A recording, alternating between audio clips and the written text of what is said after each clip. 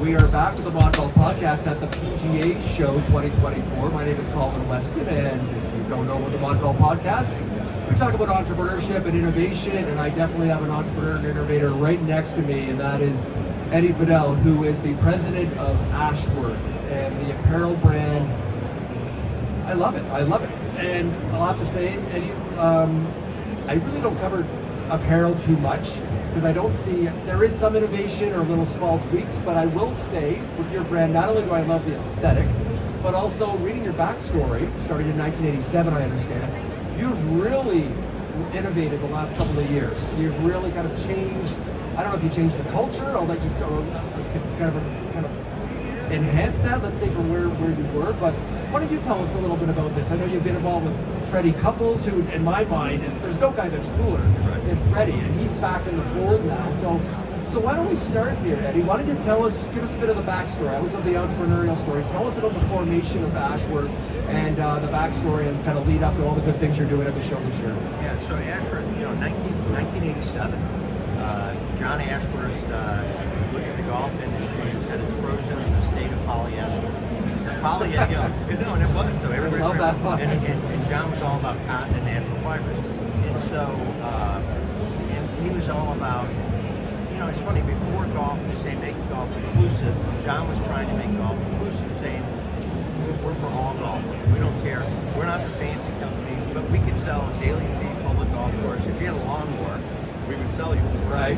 So that was the, and they might be a little 9-hole course, they might be a driving range. And then we also sold best resorts and private clubs. The Ashworth, the vibe was always about walking. It was always about putting your bag on your back, going out with buddies and playing golf.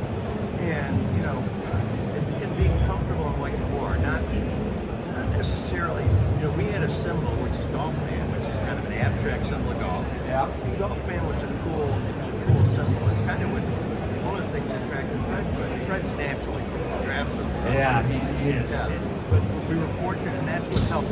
That was part of the impetus of the brand early, is that you had Fred Couples, and obviously that was enough. That's what, that's all you needed. Enough said. Yeah. So, well, it's interesting you talk about golf band. I've done a little research on this. My background in design, architecture, but also graphic design.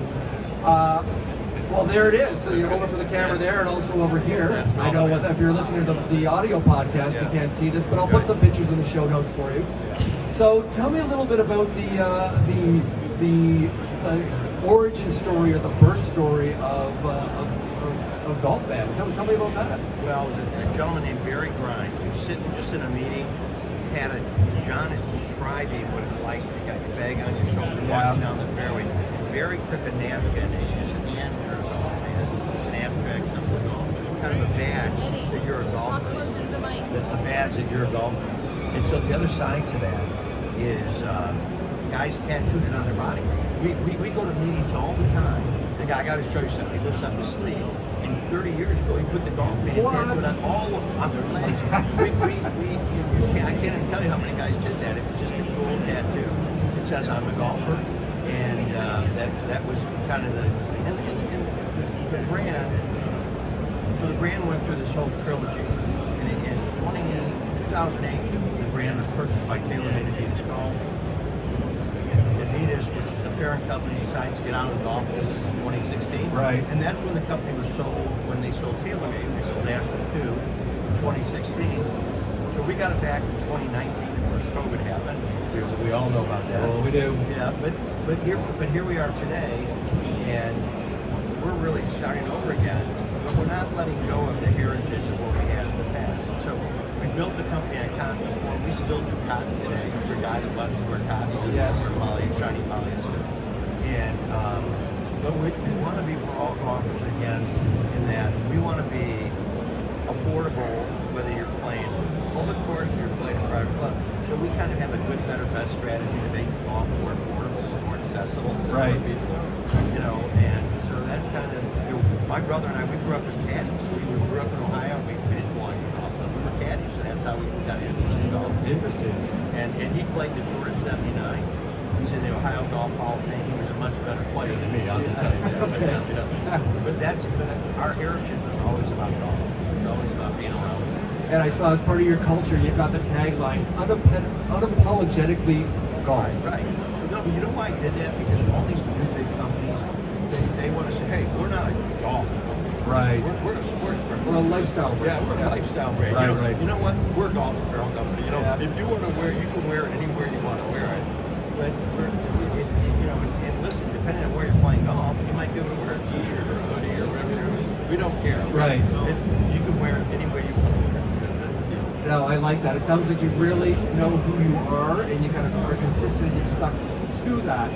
Where you try to be everything to everybody. You just kind of dilute what you're trying to do, and you kind of lose focus. Yeah. So no, exactly. And people love the simplicity of the brand. You know? Right. And like I said, it's easy for us to say we're all about golf.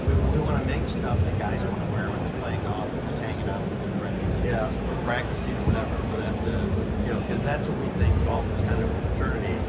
They come from all walks of life, but we all play golf together. We don't care how much money you make. We don't care where you came from.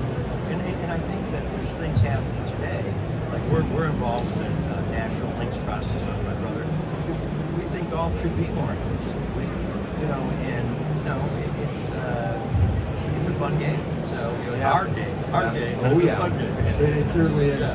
Yeah. So as you kind of reimagine yourself now and even in the future, as far as that inclusivity piece.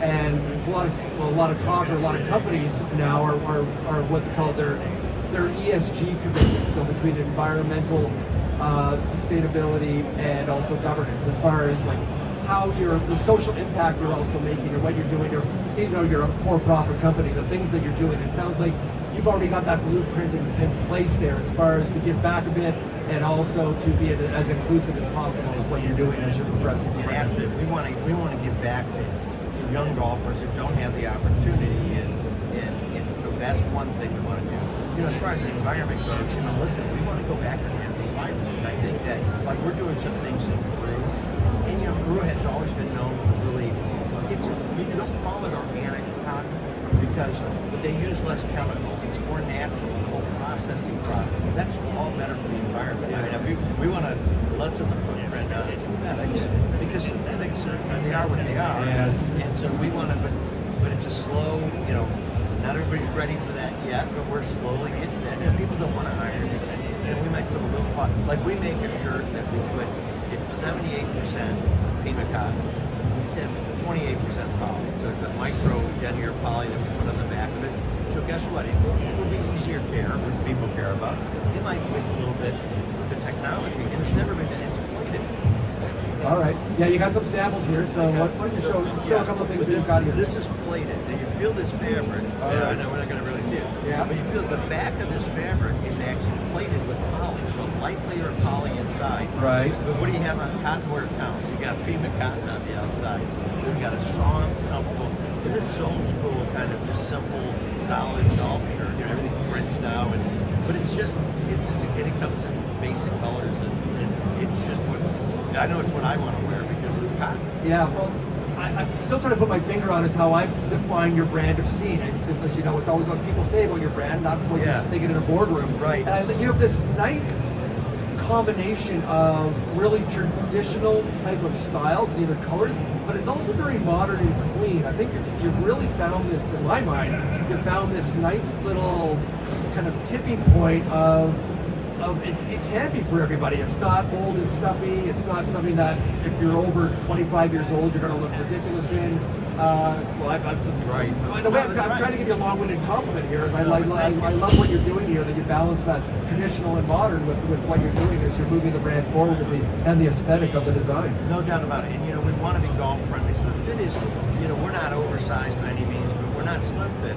A lot of the young guys that want to wear the brand, they go, Eddie, medium's a little too big on me. I go, small. They go, small. It fits me perfect because they want to wear it tighter. Yeah. It's all about how you want to wear it. Absolutely. It's like at my body, at my age, not so good. I'm joining you on that one there. It's like you find that, strike that balance. Yeah. Strike that balance. And the other thing, what we make important is we do things.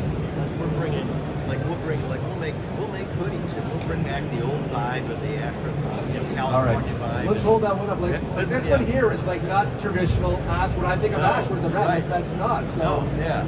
So we're bringing, because this is what guys are wearing today. This is what especially younger guys, this is how they want to dress on the golf course. And I'm all for it. I said, why not? If you want to wear it, we'll make it. So, I love that one. 100%, but also 100% cotton, make it through. So it doesn't always have to be polyester. It doesn't always have, so we're just saying, hey, we have cotton. Yeah, and with the hoodie too. I remember, I just kind of laugh. You see a lot of the golf traditional controversy. I think it was 2 years ago. I don't remember who it was. Some guy wore a hoodie of all, God forbid, of all things during the tournament, and it was hoodie gate for like the next month. And that's all they were talking about. It's like, don't you have anything else to talk about? So all of us wear hoodies. In all ages, we're all wearing hoodies. I know. I know. So to finish up here, Eddie, for people that don't know your brand with Ashworth, what's the easiest way that they can actually find out more and on the show or order some of your great apparel? There's this thing called the internet now. So we have a website like everybody else, and it's ashworth-golf.com. That's all you have to do. So I'm not the most tech savvy guy, but ashworth-golf.com. There we go. And you can see the new line we're spraying and what we're doing. But we're having fun, and we're glad to be back. I love this. Well, Eddie Fadel, president of Ashworth Golf. Well, thanks so much for joining me today. You taking the effort to come down and bringing some samples to show off here. I like what you're doing. Thank you. And I love what you're doing too. Thanks so much. Thank you very much. All right. Take care.